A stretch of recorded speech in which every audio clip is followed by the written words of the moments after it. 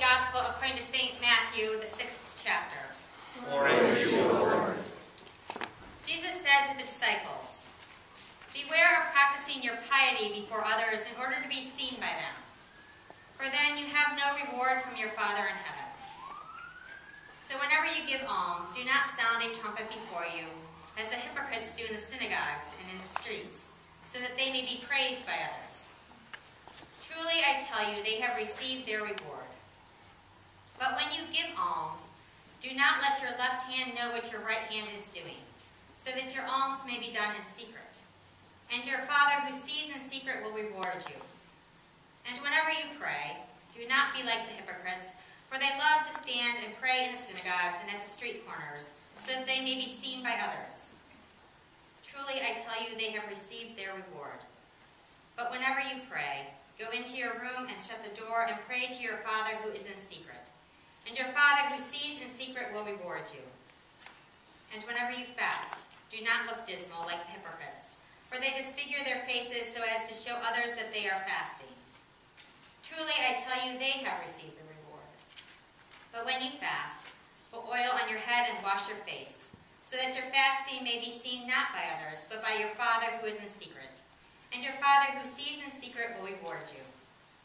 Do not store up for yourselves treasures on earth, where moth and rust consume, and where thieves break in and steal.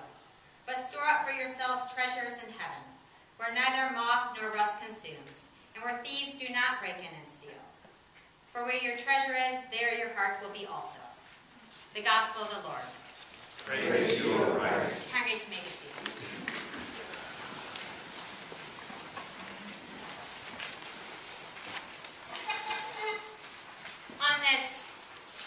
On this day of ashes, we are beckoned to remember that we are made of dirt and earth and dust.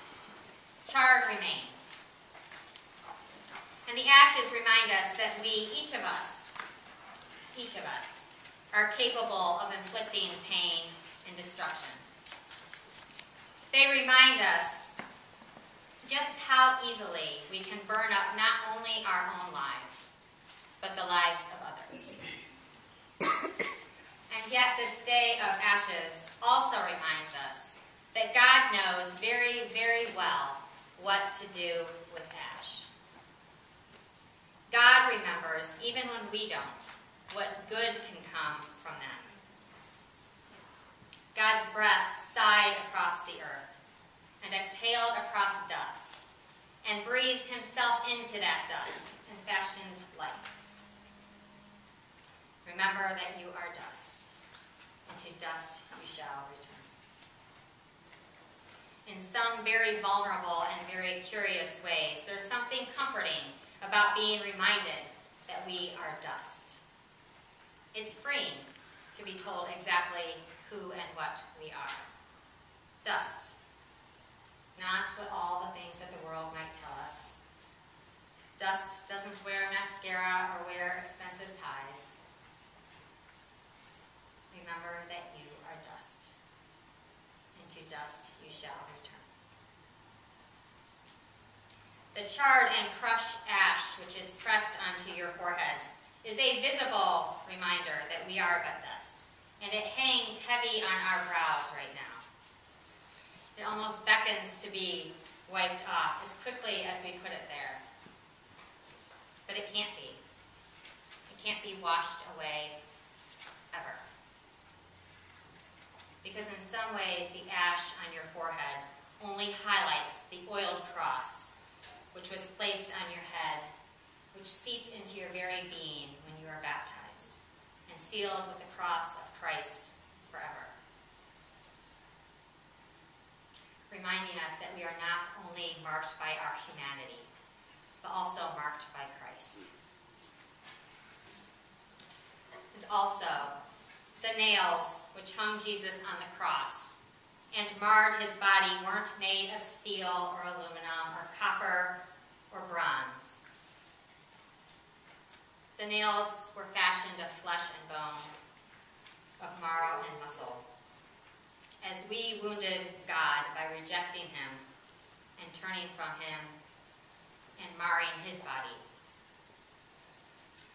And so this evening, maybe you saw when you came forward to receive ashes, this evening in the baptismal font, there are a bunch of nails. And I'm going to pour fresh, clean baptismal water over these nails. And by the time you come forward after communion, the nails will be clean. And the water will be a little bit dirty from all that the baptismal waters wash away, all the wounds that we've inflicted on others and on God.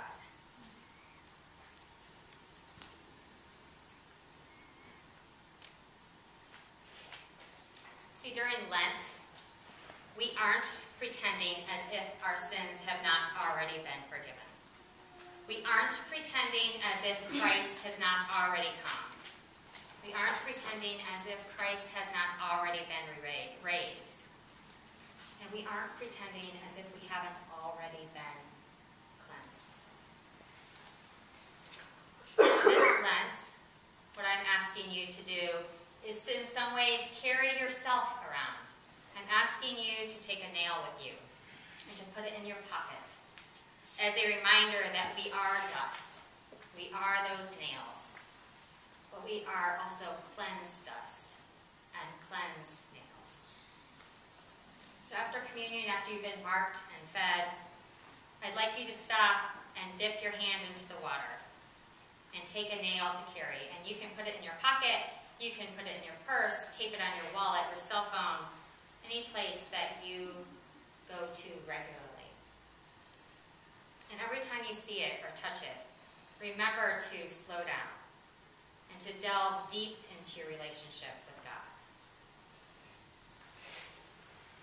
As I close, I like to close with a reflection, mostly because I don't really think you need me standing up here for a really long time explaining to you what Lent is, or what a journey looks like, or what spiritual discipline you can take on. I believe that God will read all of that to you as he reads what's written on your heart through these words. So may this blessing free your soul to trust a bit more that all is forgiven and claimed and transformed as blessing.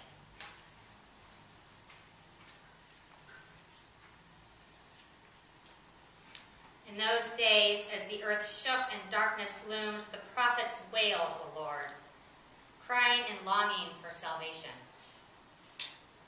But in these days, the prophets keep silent. Return to you, O Lord, where? Where shall we find you?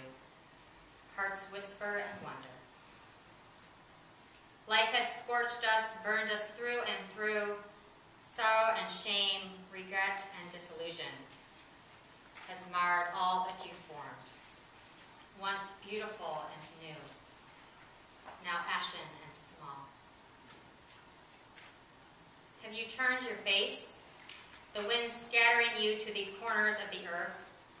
The tiniest of breaths carries you far away from our grasp. Where is our God, we cry.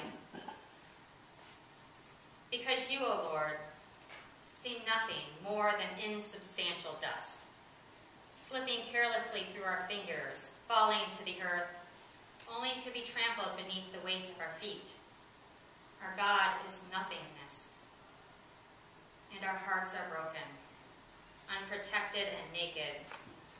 Nothing stronger than ash. This a God does not make. Torn open hearts spill to the ground, delving deep into the dirt. And there we lie, on the ground. That which has made it through the burning lies covered in dust. To dust we do return. And then we know, of course, that God must fashion of dust, must breathe upon dust, must be dust himself. For dust comes as beginning, not as end, as it always has. It is in ash, in dust and dirt, in all that has been left barren, that you meet us. In aches you show your face, within our sorrows you offer us grace. For upon the ashes, God speaks.